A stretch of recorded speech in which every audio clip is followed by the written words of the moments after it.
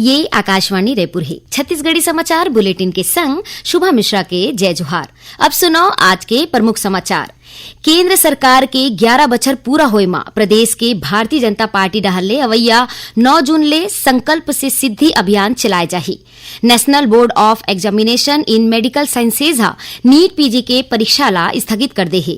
और बिलासपुर जिला के अल्पा भैंसाझार नहर निर्माण मा भू अर्जन के नाम मा करे गए घोटाला मामला मा राज्य सरकार हा कोटा के तत्कालीन एसडीएम और आरटीओ आनंद रूप तिवारी ला करीन निलंबित। अब समाचार विस्तार ले। केंद्र सरकार के 11 बछर पूरा होय मा प्रदेश के भारतीय जनता पार्टी डहार ले अवैया 9 जून ले संकल्प से सिद्धि अभियान चलाए जाही। इस संबंध में आज रायपुर स्थित एकात्म परिसर में प्रदेश स्तरीय कार्यशाला के आयोजन करेगी।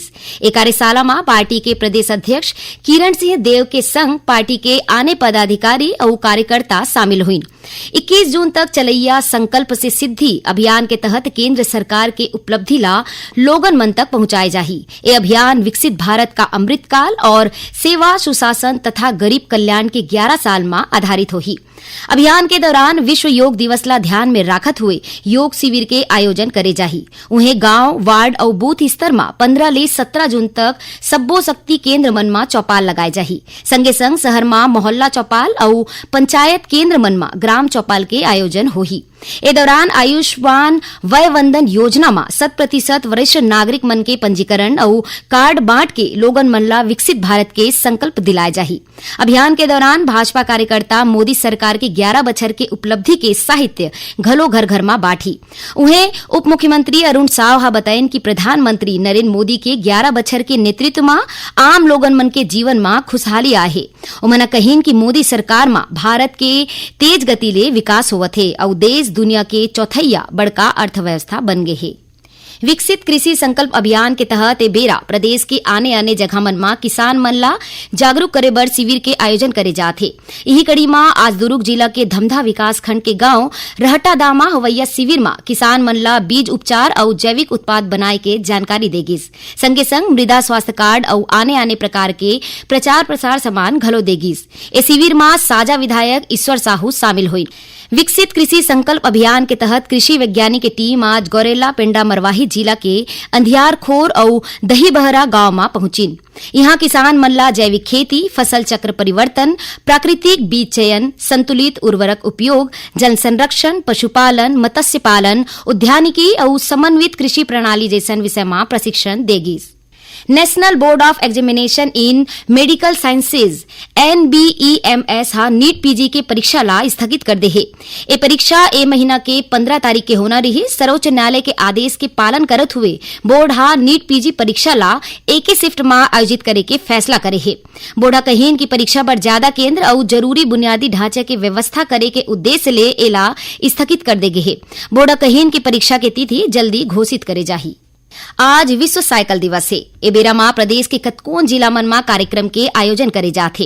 भिलाई मां आज केंद्रीय औद्योगिक सुरक्षा बल CISF डहल ले साइकिल रैली निकालेगी। उन्हें गौरेला पेंडा मरवाही जिला में होए साइकिल रैली में आमजन आने आने खेल संघ के संग एथलेटिक्स, ताइक्वांडो, कबड्डी और फुटबॉल जैसन खेल के कोच, मैनेजर और खिलाड़ी शामिल हुई।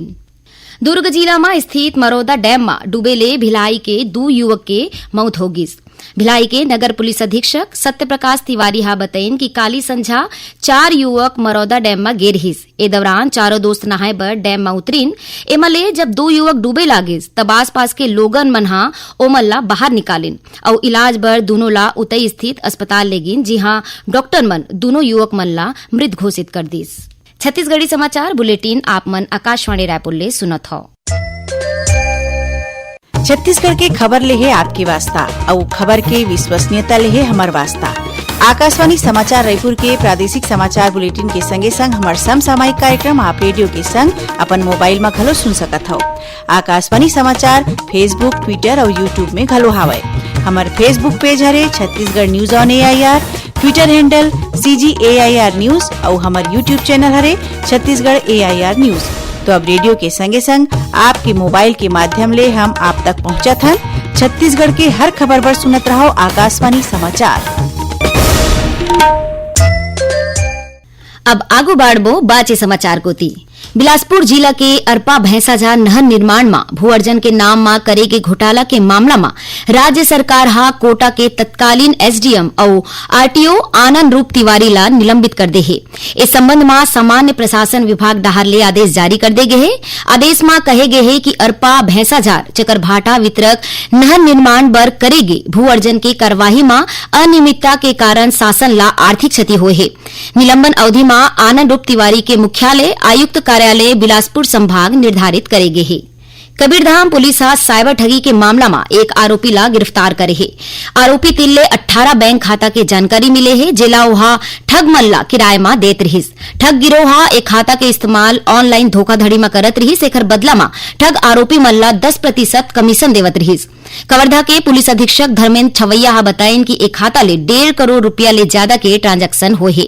पुलिस हा आरोपी मन तिल्ले आने बैंक के पासबुक चेकबुक और आने दस्तावेज बरामद करे है। आरोपी मन के खिलाफ भारत के 8 आने राज्य मन में मुकदमा दर्ज है। बेमेतरा के कृषि उपज मंडी परिसर में आज ले 2 दिवसीय आम महोत्सव शुरू हो गए है। ये महोत्सव के शुभारंभ स्थानीय विधायक दीपेश साहू करीन। ये महोत्सव में आम के 27 प्रजाति के संग आम ले बने आने व्यंजन और पेय पदार्थ के प्रदर्शन करे जाते। विधायक महोत्सव के भ्रमण करके आम के सबो प्रजाति और व्यंजन के अवलोकन करीन। उद्यानिकी विभाग के सहायक संचालक हितेंद्र मिश्राम बताइन कि ये महोत्सव में जिला के किसान अपन उपज और व्यंजन के प्रदर्शन निःशुल्क करत है। उन्होंने बताइन कि स्कूल कॉलेज के विद्यार्थी स्व सहायता समूह के माई लोगिन और आम लोगन ए महोत्सव के अवलोकन बिहनिया 11 बजे ले संझा 5 बजे तक कर सकत है। और पेश है मौसम के हाल। मौसम विभाग के अनुसार अरब सागर ले अवैया मानसूनी हवा कमजोर होए के कारण मानसून की गतिविधि आगू नहीं बढ़ा थे। प्रदेश में अवैया 4 ले 5 दिन तक ये स्थिति बने रहे के संभावना है। मौसम विभाग जानकारी दे है कि एक ऊपरी हवा के चक्रवाती घेरा बिहार के ऊपर बने है। एकर असर ले काली प्रदेश के कुछ जगह में हल्का ले मध्यम वर्षा होए और गरज चमक के संग छींटा पड़े के संभावना है। उन्हें 1-2 जगह में अंधड़ चले और आकाशीय बिजली गिरे के आसार है। वर्षा के मुख्य क्षेत्र उत्तर छत्तीसगढ़ रही। और अब थोड़कुन समाचार सारमा। मुख्यमंत्री विष्णुदेव साय के अध्यक्षता में काली 4 जून के मंत्रालय में मंत्री परिषद के बैठका होही। खाद्य मंत्री दयालदास बघेल आज बेमेतरा जिला के भंसुली गांव में चावल उत्सव के शुभारंभ करिन। ए मौका में ओमन बताइन कि राज्य सरकार डहार ले सार्वजनिक वितरण प्रणाली के तहत जून, जुलाई और अगस्त महीना के चाउर एके संग आवंटित करे जावत है। सरायपाली रे सारंगढ़ जावत एक यात्री बस आज नवरंगपुर गांव तीर अनियंत्रित होके पलट गिस। ए हादसा में एक यात्री के मौत हो गए है। उन्हें करीब 5 लोगन मन घायल हो गए है। बस में करीब 15 लोगन सवार रहे। रायगढ़ जिला के बहुदीदार पारा स्थित एक बर्फ फैक्ट्री आज गैस सिलेंडर में ब्लास्ट हुए ले बार फैक्ट्री के संचालक के मौत हो गई। फिर एक सहायक गंभीर रूप ले घायल हो गए है। और सक्ती जिला के करही गांव में रेत के अवैध उत्खनन करत 3 चैन माउंटेन मशीला जब्त कर ले गए है। आखिर में प्रमुख समाचार एक गांव फिर। केंद्र सरकार के 11 बछर पूरा होए में प्रदेश के भारतीय जनता पार्टी डहार ले अवैया 9 जून ले संकल्प से सिद्धि अभियान चलाए जाही। National board of examination in medical sciences NEET PG के परीक्षा ला स्थगित कर दे है। और बिलासपुर जिला के अरपा भैंसाझार नहर निर्माण में भू अर्जन के नाम में करेगे घोटाला मामला में राज्य सरकार कोटा के तत्कालीन एसडीएम और आरटीओ आनंद रूप तिवारी ला करीन निलंबित। एकरे संग छत्तीसगढ़ी समाचार बुलेटिन यही सिरावत है। जय जोहार।